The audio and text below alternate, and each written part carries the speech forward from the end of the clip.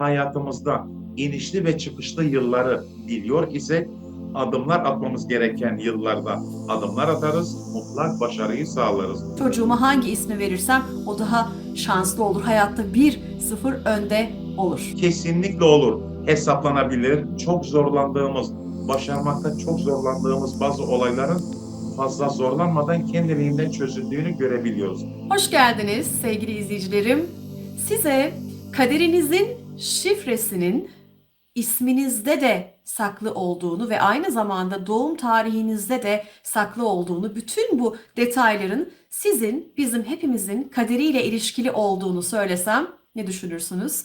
Bugünün konusu bu olacak ve tabii ki aynı ismi taşıyan kitabın yazarı sevgili Celalettin İpek Bayrak, Kaderin Şifresi isimli kitabı tam 21 yıl önce yazdı, kaleme aldı ve sizlerle buluşturdu. Kitap hala çok satan kitaplar arasında, yani kendi kategorisinde aslında okurlarla buluşmaya devam eden kitaplar arasında. Bu demek oluyor ki aslında hepimiz kaderimizle çok ilgiliyiz. Kaderimizi merak ediyoruz.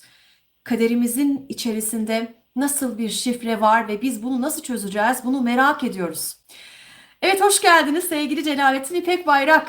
Hoş bulduk. Teşekkür ederim. Nasılsınız? Ben çok iyiyim. Siz nasılsınız? Sizi gördüm, daha da iyi oldum. Teşekkür ediyorum. Benim kanalımdaki ilk yayınımız. O yüzden bir kez daha hoş geldiniz, onur verdiniz demek istiyorum. Şimdi kaderin şifresini konuşacağız. Özellikle benim kanalımda sevgili izleyicilerim için bu konu üzerinde biraz detaylar paylaşmanızı isteyeceğim. İsmimizde nasıl bir şifre gizli saklı olabilir ki ve biz bunu nasıl çözeceğiz? Biraz bunları böyle deşmek istiyorum izniniz olursa. Tam 21 yıl önce yazılan bir kitap nasıl hala bu kadar okurlarla buluşmaya devam eder? Nasıl bir şifre var ki kitabın içinde sevgili Celalettin İpek Bayrak? Evet, aslında bu eskiden bilinen bir şeydi. Hatta Anadolu'da bile bilinen bir şeydi. Hani çocuk doğduğu zaman işi bilen birine giderlerdi. Biz bu çocuğa şu ismi takma, örnek herhangi bir isim, bu ismi vermek istiyoruz.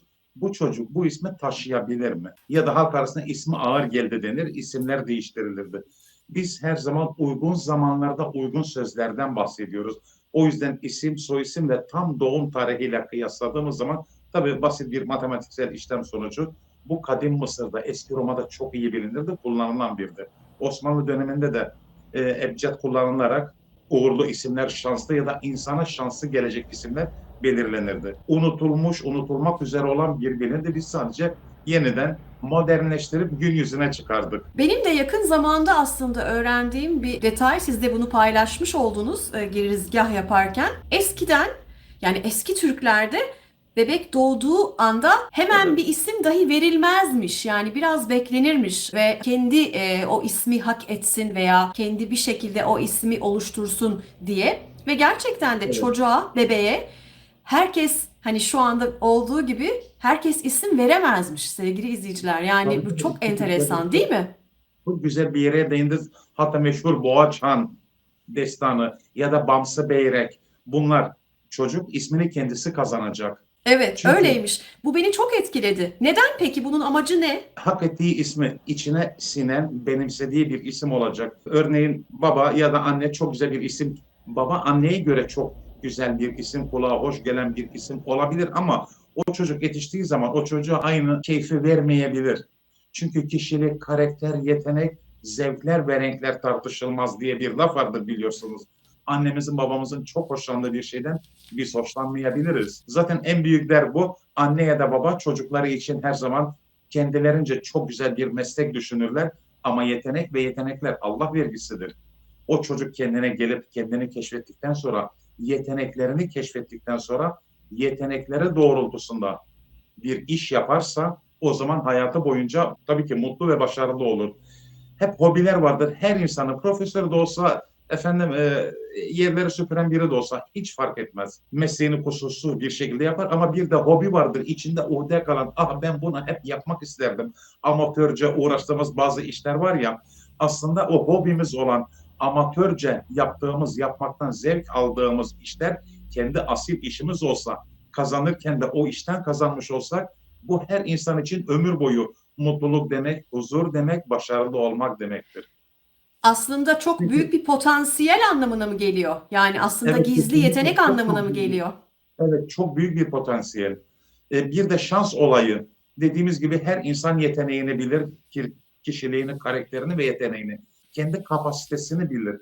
Ama işte bunu ömür boyu devam ettirebilmek. Bir başarı yakalarız. Bu başarıyı ömür boyu devam ettirmek ya da kısa süreliğine falan değil. Bu iş hayatında olur, evlilik hayatında olur, dostlar arasındaki ilişkilerde, dostluk, arkadaşlık ilişkilerinde de bu olur. Birçok faktör var tabii ki bugün bunları konuşacağız ama eminim ekran karşısında herkes merak ediyor. Benim ismimin içerisinde nasıl bir şifre gizli olabilir ve ben bunu nasıl çözeceğim? Ya da ismim kaderim üzerinde nasıl bir etkiye sahip olabilir? Gerçekten de bazı insanlar var ki Celalettin Bey siz de bana hak vereceksiniz. Yani kapılar önüne açılı veriyor. Evet, Biz evet, bunu hep evet. şansa bağlıyoruz. Her Diyoruz ki kesimde, her o çevrede, evet, evet, evet, her meslekte bunlar oluyor. bu çok Evet, şanslı şans ya da bu o işte. kişi çok şanslı diyoruz. Bu Evet, şans kesinlikle. faktörüne etki eden Evet, detaylardan ve önemli ayrıntılardan bir tanesi de isim mi? Yani isim bir kişinin hayat evet. yolundaki şansının belirleyicisi olabilir mi? Ya da olmayabilir mi? Evet, Şanssızlığının evet. belki de. Kesinlikle olabilir. Dediğim gibi hayatımızı, kaderimizi belirleyen birçok faktör vardır. Ama bunların en önemlilerinden biri taşıdığımız isim. İsimler zikredilirken ortaya çıkan o ses dalgaları, o titreşimler, o anki ruhsal halimize, ruhsal durumumuza göre de bize hitap edebilir. Hep bu örneği veriyorum. Çok mutlu olduğumuz zaman mutluluğumuzu paylaşan sözler duymak isteriz. O mutluluğumuzu arttırır. Herkes mutluluğumuza ortaktır, bizi anlıyor. Ya da üzüntülü olduğumuz zamanlarda üzüntümüze ortak olan bazı sözler, kelimeler duymak isteriz. Yas tuttuğumuz bir zamanda, daha önce bir arkadaşa söz vermişizdir. Örneğin eğlenceye, eğlenmeye gideceğiz ama beklenmedik bir durum. Yas tutmamız gerekiyor. O eğlenmemiz gereken sohbeti artık yapamayız. Duygularımıza, ruhsal durumumuza Evet. ortak olacak ortamlar. Bu yüzden isimler zikredilirken ortaya çıkan o ses dalgaları, o titreşimler hem ruhsal halimizi hem enerjimizi, yıllardan beri ben hep bunu derim, moral ve şans aslında doğru orantılıdır. Nasıl ki insan içine kapandığı zaman üzerime ölü toprağa serilmiş sanki hiçbir şey yapamıyorum, edemiyorum. Modumuz düştüğü zaman sağlıklı düşünemiyoruz. O ister istemez şansımızı da beraberinde alıp götürüyor. Ama sebepsiz bir sevinç, bir mutluluk yerimizde duramayız. Birçok şeyler yapmak isteriz. O ayrı bir adrenalin sanki. İnsanın kafası daha çok çalışır. Aynı anda birkaç konuya hakimiyet kurabilme. Bu dolayısıyla şansı da beraberinde getirir. Zaten isimler neden önemlidir? Doğuştan şanslı diyoruz ya da şansı düşük diyoruz. Bu yüzden isme baktığımız zaman isim soyisim doğum tarihiyle kıyasladığımız zaman o güne uygun titreşimler olmayabilir. O çok güzel, çok güzel anlama ya da kulağa çok hoş gelen isim, isim, soyisim ve tam doğum tarihiyle hesapladığımız zaman çok güzel isimler vardır. Ama o gün doğmuş olan birine uymayabiliyor. Örneğin bir gün, 2 gün önce doğmuş olsa evet muhteşem olabilirdi. Ama hesaplamaları da o gün şans durumu dediğimiz durum Evet. uygun değildir o titreşimlere. Mecburen Hı isimlerin hı. değiştirilmesi gerekiyor. Bunu sadece ülkemize değil, bütün dünyada sanat alanında ünlü starlara, Hollywood yıldızlarını da bağlayabiliriz. Belirli bir dönem yokluk içinde, sefalet içinde bütün uğraşlara rağmen bir türlü bir şeyler başaramıyorlar. Ama bir an geliyor isimleri değiştiriyor. Örneğin sahne ismi, sanat Hı alanında hı. adım atacağı konularda isim değişiyor. Nedense mucizevi bir şekilde kaderinde ve şans durumunda da olağanüstü bir açıklık, bir şans açılıyor. Ama bazı uzmanlar da şunu söylüyor Celalettin Bey. Bazı uzmanlar da diyor ki kişi yıllardır kullandığı ismi bir anda istediği kadar değiştirsin. Yani örneğin benim şu an bu yaşıma kadar ismim Tuğba. Ama ben Evet, şu andan itibaren araştırdım, ettim, işte yeni bir karar aldım. Deren ismini istiyorum taşımayı, Deren. Bundan sonra benim adım Deren. Ama bir uzman çıkıyor diyor ki sen istediğin kadar Deren ol. Sen doğduğundan itibaren bu yaşa kadar Tuğba'sın. O yüzden Deren sende titreşmez gibi bir ifade kullanıyorlar aslında. Doğru mu ifade ediyorum bilmiyorum maalesef ama o yanlış dolayısıyla bu bir ifade değişir mi? verilen, o kesinlikle yanlış bir düşüncedir. Benimseme durumu. İnsan vardır, yıllar geçer de bir şeyi, yeni bir yeniliği, ismi örneğin benimseyemez. Ama öyle bir durum, istek vardır ki anında biter ve o şekilde devam eder. Yani o kişiye göre gerçekten bu ismi değiştiriyor mu, değiştirmek istiyor mu? Gerçek o beğendiği ismi taşıyorsa taşımaya başladığı andan itibaren o motivasyonla o uyum kesinlikle olabilir. Ama kimisi zoraki olur, sevmez ama ona bu ismi veriyorlar. O doğru, o olmayabilir. Ama siz Hı gerçekten hı. istiyorsanız ve onu hissediyorsanız isminizi değiştirdiğiniz andan itibaren geçerlidir. Zaten evliliklerde de Hayatın hatta ben değişir mi peki? kesinlikle değişir, karşınıza çıkacak çünkü şans değişiyor. Şans dediğimiz şey ideallerimize ve isteklerimize kolay bir şekilde ulaşmaya biz şans diyoruz. Yani sanki mucizevi bir şeymiş gibi, sihirli bir el değmiş gibi yıllardan beri olmayan işlerin yavaş yavaş çorap söküğü gibi arka arkaya gerçekleşti. Çok zorlandığımız, başarmakta çok zorlandığımız bazı olayların fazla zorlanmadan kendiliğinden çözüldüğünü görebiliyoruz. İşte biz buna şans diyoruz. Örneğin bakın ikiz Hı hı. kardeşlere baktığımız zaman aynı anda doğan tek yumurta ikizleri aynı dakika doğuyorlar. Kişilik, karakter, yetenek ve hayattaki şans ve başarı durumları çok farklı olabiliyor. Bir okulda çok başarılı, evlilikte tam ruh eşiyle evleniyor, sevdiği işi yapıyor, ömür boyu mutlu, huzurlu. O bir bütün samimi çalışmalarına rağmen, bütün uğraşmalarına rağmen aksilik üzerine aksilik, birini sever, o onu sevemez. İşte zoraki bir evlilik yapar. Yetenekleri, istekleri doğrusu iş yapmak ister. Bir türlü olmaz.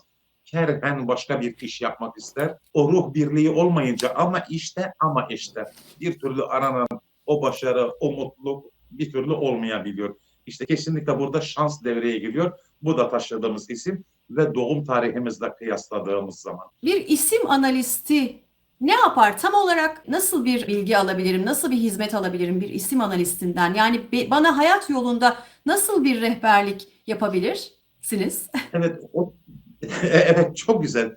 Bütün şey bakın her insan kendini bilir, yeteneklerini, kapasitesini çok iyi bilir. Ama bilmemiz gereken bir şey yine o aslında basit hesaplarla şanslı dönemlerimiz ve şanslı yıllarımız. Şans hangi yaşlarımızda karşımıza çıkacak? Ama en önemlisi sakınmamız gereken biz kritik yıllar diyoruz. Nasıl ki dünyanın bir devresellik prensibi varsa her insanın hayatında nerede doğmuş olursa olsun, dünyanın hangi köşesinde olursa olsun o devresellik prensibi her insan için geçerlidir ki örneğin ilkbahar, yaz, sonbahar, kış. Nasıl ki bunlar dünyada varsa insan hayatında da bunlar vardır. Hı hı. Örneğin çok şanslı bir çocuk ama bu şans bu çocuğu 15. yaşında mı, 20. yaşında mı, 23. yaşında mı? O kısmet zamanı dediğimiz evet işte bu. Örneğin olağanüstü şanslı bir çocuk, yetenekleri her konuda var.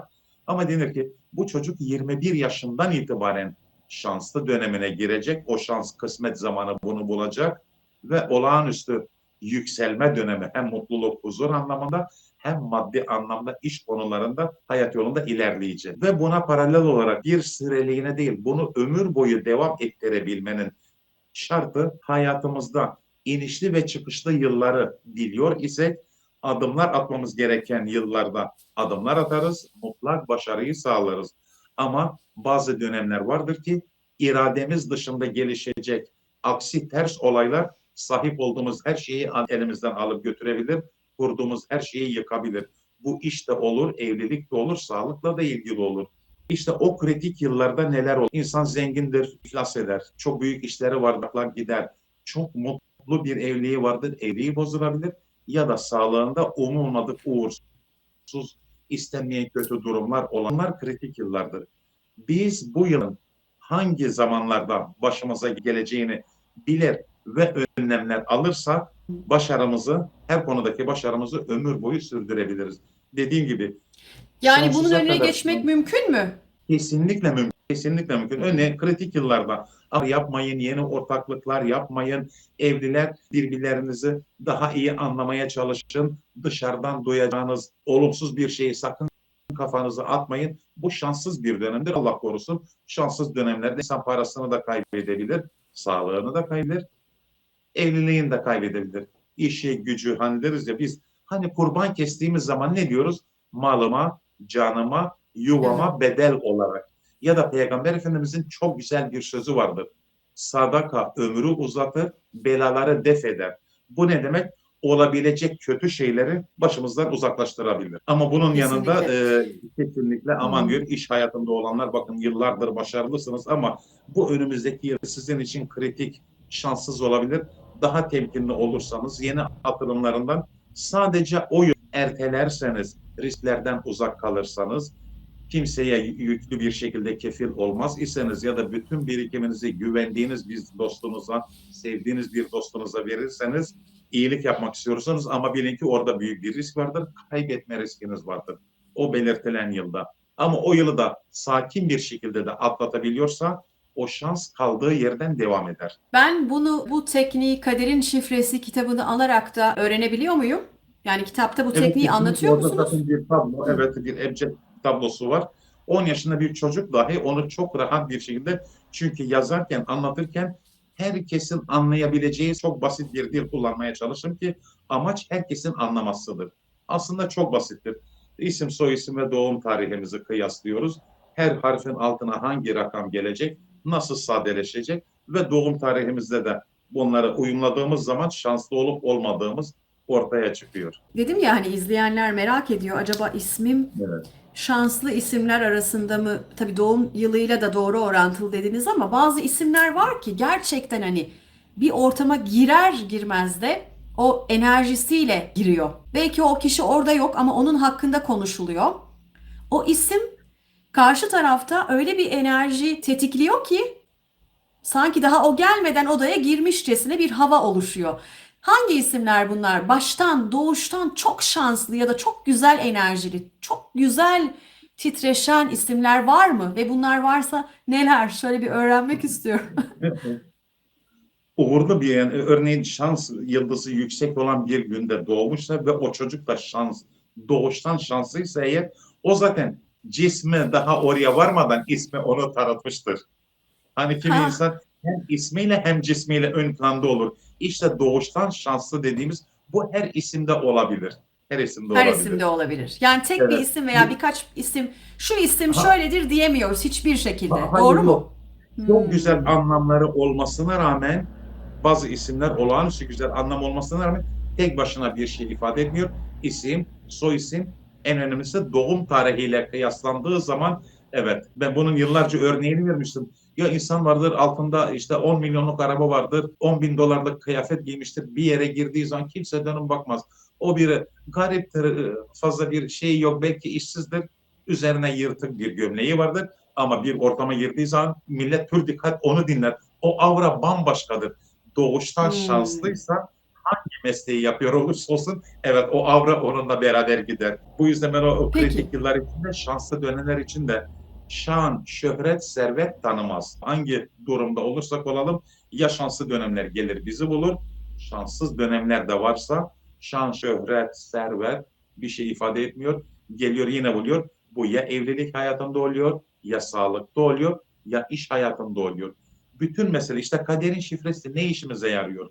Şanslı dönemlerimizi ve sakınmamız gereken o şanssız dönemlerini biliyor, ona göre önlemler alıp adımlar atıyorsak, her insan için nerede olursa olsun, hangi eğitim almış olursa olsun hiç fark etmez, ömür boyu mutlu, huzurlu, başarılı olmak her insan için mümkündür. Derler ya bazı insanlara ismi çok ağır geldi.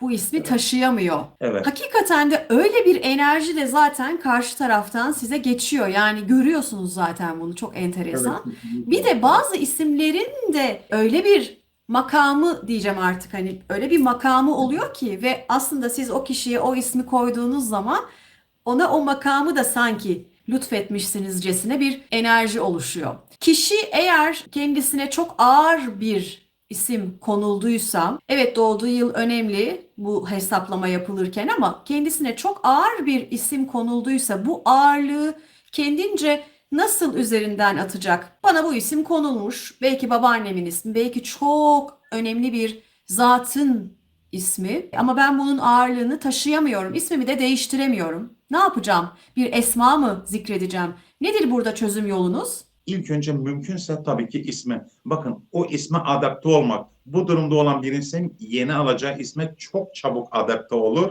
Uzun yıllar gerekmez. Hemen değişir. Bazı esmalar vardır. Ama ben ona mümkün olduğu kadar mümkünse uzak durmakta fayda var. Bazen Neyden? kontrolsüz bazı sözler enerjidir, güçtür.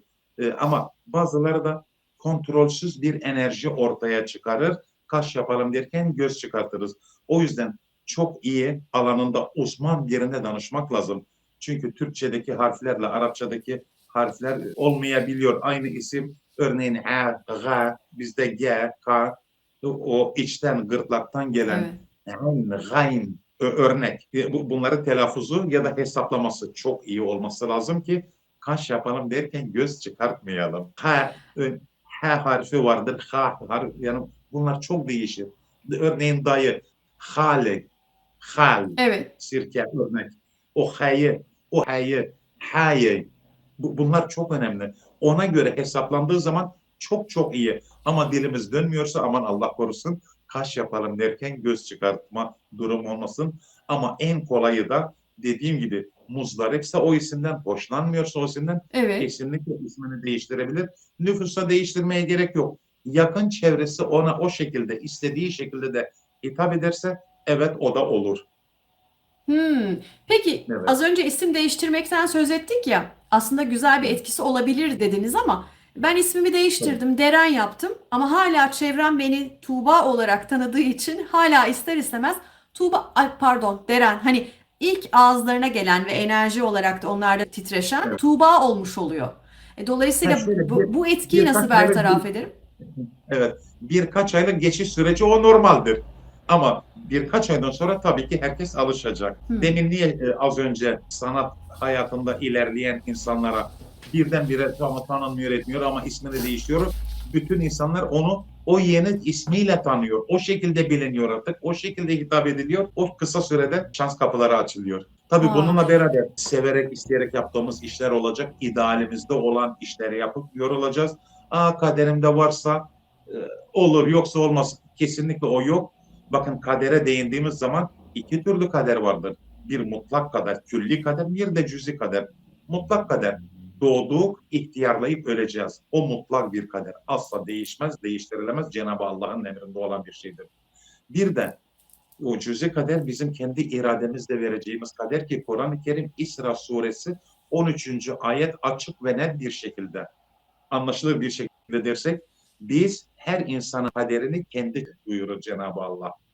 Tabii emek harekete geçmeyene kader yardım etmez. Kaderimde varsa olur, hayır evet. değil. İdeallerimiz için tabii ki emek, beyin gücü, beden gücü uğraşmamız lazım. Zaten kolay elde edilen hiçbir şeyin anlamı kalmıyor.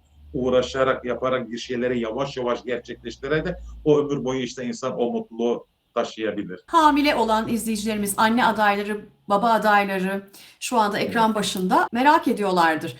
Bebek daha doğmadan evvel bütün bu hesaplamaları, doğum tarihini de planlama şansımız varsa eğer, gerçi bazı uzmanlar ona da karşılar ama diyelim ki bir sezaryenle dünyaya gelecek. Dolayısıyla doğum tarihi planlanmış.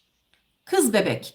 Ben bu hesaplamalarla çocuğum için en uygun, ona en çok şans getirecek, hayatı boyunca daha az zorlanacağı ismi bulabiliyor muyum? Yani size geldim, dedim ki ben çocuk sahibi olacağım, şu tarihte doğum yapacağım Celalettin Bey. Çocuğuma hangi ismi verirsem o daha şanslı olur, hayatta 1-0 önde olur. Evet, kesinlikle olur. Hesaplanabilir, doğum tarihi belirtilebilir.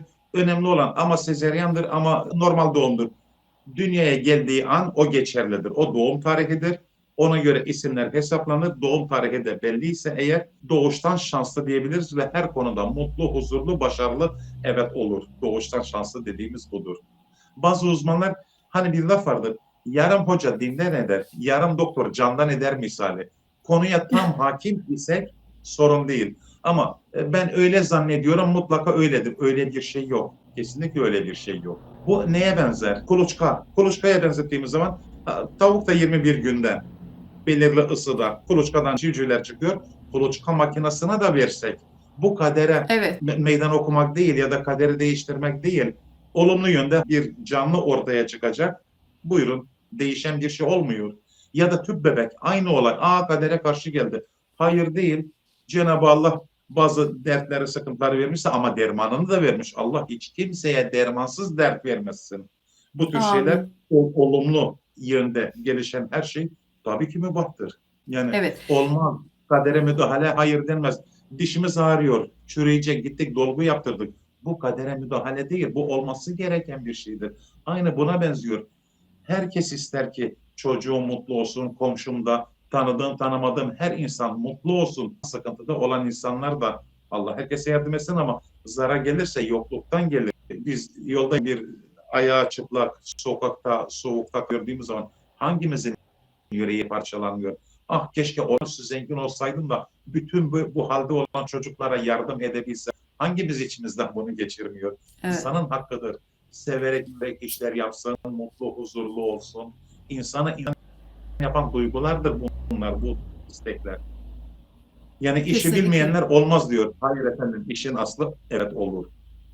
Kalp yetmezliği var. Ameliyatı olacak, anjiyo olacak, stent takılacak. Olması gereken bu. Ömrü uzayacak. Bu adama stent tak, 4 damarı tıkalı diyor. Stent takılacak. Bu kadere müdahale değil. Kadere müdahale ise olumlu yönde müdahale. İşte bütün mesele bu. Olumlu yönde müdahaledir. Ağır yaralı kan nakli yapılacak. O olumludur bunlar. Kadere müdahale ne demek peki? Yani şöyle, hangi noktadan sonra kadere müdahale etmiş ya da kadere mani olmuş oluruz? Bakın külli kadere hiç kimse Tevekkülü müdahale aşmış edemez. oluruz O yani. Allah'ın emridir. Tabii tabii Hı. Allah'ın emridir. Her canlı doğar, büyür, ihtiyar, ölür. O asla o Allah'ın kudretinde olan bir şeydir. İnsan buna bir şey yapamaz. Ama aradaki o cüzi iradede vereceğimiz her karar kaderimizi olumlu ya da olumsuz etkileyebilir. O yüzden az önce o İsra suresi 3. ayeti ben örnek gösterdim. Biz her insanın kaderini kendi çabasına bağlı kıldık. Cenab-ı Allah açık ve net olarak bunu bize söylüyor. Neden? Özgür bir irade verdi. Yarattı, doğru yolu, yanlış yolu gösterdi. Özgür irade verdi, serbestsiniz dedi. Yani bu vereceğimiz Harika. bazı kararlarla Evet. kaderimizi olumlu ya da olumsuz etkileyebiliriz. Değişmeyen bir tek kader doğduk, ihtiyarlayıp öleceğiz. Ona Cenab-ı Allah'ın iradesinde olan bir şeydir. Hiç kimse ona bir şey yapamaz. Ama aradaki kararlar evet değiştirebiliyor. Ama gönül ister ki her insan hep olumlu yönde kendi kaderini değiştirsin. Dünyanın neresinde olursa olsun, yaşı, dini, dili, ırkı, cinsiyeti hiç önemli değil. Her insan mutlu olsun, her insan başarılı olsun. Evinde, iş yerinde. Hı. O zaman dünya tabii ki işte Çok tek bir dünya olur. Mutlu, huzurlu bir dünya keşke. olur. Keşke. Evet, keşke. Çok kritik olaylar yani spesifik olarak da görülüyor mu yoksa büyük bir şey yaşayacaksın şu döneme dikkat. Burada olumsuz olabilecek bir potansiyel var. Olumsuzluk doğurabilecek bir potansiyel var şu yıllarda. Yoksa Evet, evet var. spesifik bir olay Evet dahi var. görülebiliyor mu? Kişinin ölümünü dahi görmek mümkün müdür bu skalada? Her şey mümkün. Örnek. Demin dünyanın devresellik prensibinden bahsettik. O kritik yıllar. Kimi insanda 3 yılda bir olabilir, 5 yılda, 7 yılda, 19 yılda olabilir. Hangi yıllarda? Zaman ilerledikçe hayatla ilgili kritik noktalar evet olabilir. Örneğin 23. yaş, 46. yaş ya da 69. yaş. Dikkat. Genelde Hı işte o hı. istenmeyen kötü durumlar %90 hiç şaşmıyor. O kritik yıllarda başımıza geliyor. O yılları önceden tabii hesaplayıp da uyardığımız zaman çok daha dikkatli olunduğu takdirde evet her şey değişebiliyor. Yine Peygamber Efendimizin sözüne geliyoruz. Sadaka ömrü uzatır, belaları def eder. Açık ve net ömrü uzatır ne demek? Ecel tarihi ertelenir. Ya da yaptığımız güzel bir hareket Cenab-ı Allah'ın gözünde çok güzeldir. Bir ödül olarak ömrümüzü uzatabilir. Nasıl ki örneğin biz az önce de ona değindik. Ben kurbanı bedel olarak kabul ederim. Neyin bedeli? Malımızın, canımızın, yuvamızın. Ölümcül bir kazayı biz burnumuz kanamadan atlattığımız Evet. zaman otomatikman refleks olarak ne diyoruz? Hemen tahtaya vuruyoruz ya da verilmiş sadakam varmış. İşte bu sözler boşuna söylenmiyor. O aslında bilinçaltımızda da vardır o. Bazı insanlara meleklerin, baş meleklerin isimleri konuyor. Cebrail Evet. mesela. Bunun da ekstra bir etkisi var mıdır yani doğum tarihinden bağımsız şekilde de? Doğru bir Şöyle, yaklaşım mı bu? şöyle doğru bir doğum tarihi de uygunsa ona şanslı olabilecek bir isimse ve ruhsal Hmm. yapısına da zaten belli olur.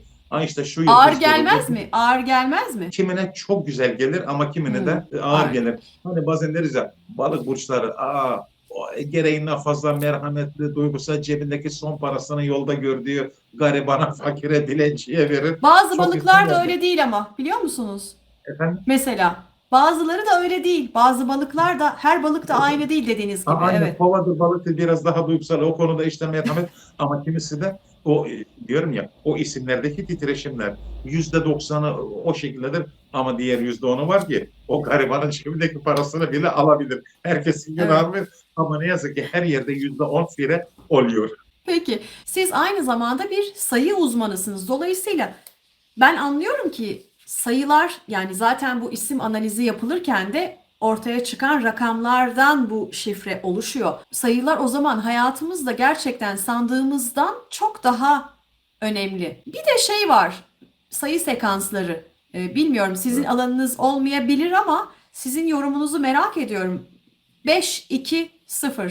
5-2-0. Bunu böyle gün boyu söyleyen, ömrünce haftalarca söyleyen, istediğin olması için bir mucize beklentisiyle telaffuz eden, titreştiren uzmanlar, kişiler var. Bunun yorumunu sizden almak isterim. Sayı sekansı telaffuzu ya da sayı sekansı uygulaması doğru mudur? Nasıl bir etki bırakıyor? Evet işte her insan için değil ama örneğin esmalar. Esmaların şu etkisi var. Şu dert için şu Evet, kadar esma ortaya çıkan o ses dalgalarından ortaya çıkan o titreşim bazı sayılar içinde geçirilir. O aslında bir insanın uğur sayısı, şans sayısı. Ona göre örneğin doğum tarihiyle ve ismiyle ilgili ya da aradaki farklarla ilgili bunlar olabiliyor. İşte bütün mesele şartlanmak ama olumlu yönde şartlanmak. İnanç her şeyi kurtarır. Bir şeye inanmak, olacağına inanmak zaten başlı başına bir başarıdır. Başarmaya şartlandığımız zaman imkansıza yakın şeyler dahi olsa biz onu elde evet. edebiliyoruz. Bu esmalarda da olur, sayılarda da olur. Örneğin 1, 2, 3, Hmm. 4, 5 sıralı ya da 2, 4, 6, 8 ya da 1, 3, 5, 7, 9 bu şekilde. Her insan o uğurlu sayısı, her insan kendinin bir uğurlu sayısı olduğuna inanır ki doğrudur. Örneğin Doğrudur. Hmm. tabii doğrudur. Yani %90 doğrudur diyebiliyoruz ona. İş ki tam doğruyu bulabilmek. Şans sayınlar örneğin kimi 8'dir, kimi 7'dir. Ve hakikaten genelde bir şey oluyorsa hep o sayılar karşısına çıkıyor. Birçok insan vardır, aklına bir sayı vardır. Örneğin bir arabanın plakasına bakar, aman Allah'ım hep de karşıma bu çıkıyor. İlk gördüğüm plaka Evet. bu çıkıyor. Ve gün içinde defalarca ve defalarca oluyor. Bir eve giriyor ya da bir binanın önünden geçiyor. Dikkatini çekiyor. O aynı numaradır. O her insanın hayatında bazı rakamların etkisi Yani bu olabiliyor. bir işaret midir? Çünkü kişi bunu bir Var. işaret olarak algılıyor. Allah Allah, Ha, bana yüzde evrenden bir yüz işaret mesaj mı olarak var? algılamayalım. Ama denemekte fayda vardır. Örneğin ben işte bir bilet alacağım da şansımı deneyeceğim. Uğurlu sayım bu mu? Kolay var. Son rakamı şu rakam olsun gibi. Yani mesajları doğru okumak lazım. Ne Evet, olacağını mesajları anlamak doğru için. yapmak Hmm. lazım. Pisagor'un sözüydü. Rakamları dünyadan çekersek dünyanın çöktüğünü göreceğiz. Her şey rakamlarda gizlidir, evet. Çünkü rakamlar bire şifredir, bire semboldür. Bazen bir sembol koca bir romanda anlatılamayacak kelimeler, cümleler bir sembolle ortaya dökülebiliyor. Arif olan anlar sözü, örneğin birine Harun olur musun? Ne demek Harun'um olur musun? Bu yani benim dilim dönmüyor, benim yerime sözcülük yapar mısın? Bu da isterseniz 50 cilt bir kitabı bile anlatabilir orada. Bir tek hareket, Hı bir hı. tek söz birçok şeyi anlatmaya yeter. Peki, şimdi sorular Evet, gelecek. esmalar Ben böyle. de Esma, aynen. Buyurun. esmalar zikredilirken ortaya çıkan o titreşimler, o ses dalgaları, ben hep diyorum Hı hı. söz, kelam çok büyük enerji ortaya çıkarır. Esmalar zikredilirken ortaya çıkan sesler de örneğin şifa için, rızık için, bereket için, şans açıklığı için, baht açıklığı için, her şey için. Ama işte doğru zamanda doğru esma ve doğru miktar. O yüzden kontrolsüz enerji enerji değildir derler. Çok doğru. Çok güzel bir şey için bir şey diliyoruz ama ya telaffuz edemeyiz ya sayısı aklımızda yanlış kalır ya da hesaplayan yanlış Hmm. hesaplamıştır. kaş yaparım derken göz çıkartabilir örneğin. Çünkü örneğin 40 haneli bir şifre, kasayı açacağız. 40 rakamdan oluşan bir şifre. Bir tek noktasını unutursak o kasa açılmaz. O yüzden konuya çok iyi hakim olmak gerekiyor. Kesinlikle. O yüzden gerçekten sizler gibi bütün uzmanlar uyarıyorlar. Esma zikri konusu hani başlı başına bir tehlikeye potansiyel oluşturabilecek Evet. bir konu. Yararı olduğu kadar zararlı hale de gelebilecek bir konu ağırlığı sebebiyle ve yanlış uygulama sebebiyle. Bu konuda programlar var, benim de yaptığım yayınlar var. İzleyebilirsiniz tabii ki sevgili izleyiciler. Hemen şeyi soracağım çünkü yorumlarda gelecek şimdi. Ben Tuğba Ağaoğlu'yum ama evlendim ve soy ismim değişti. Şu andan itibaren yeni soy ismimle hayata devam edeceğim. Burada o zaman yaşam yolumdaki kaderin şifresi dediğimiz o şifrede de bir değişiklik mi olmuş oluyor? Ya kötü etkilerse beni eşimin yeni aldığım soy ismi. Yani evlenince aldığım soy ismi benim hayatımı kötü etkilerse, ki bunu görüyoruz aslında. Bazı insanlar bekar hayatında her şey çok mükemmel gidiyor. İşi gücü rast gidiyor. Evlendikten sonra inanılmaz bir kaderin içerisine girmiş gibi bir hayata geçiyor.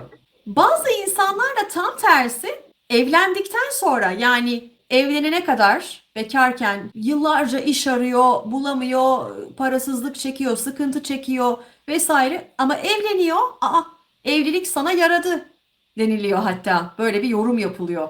Yeni soy ismiyle ilişkili olabilir mi bütün bu değişiklikler kişinin?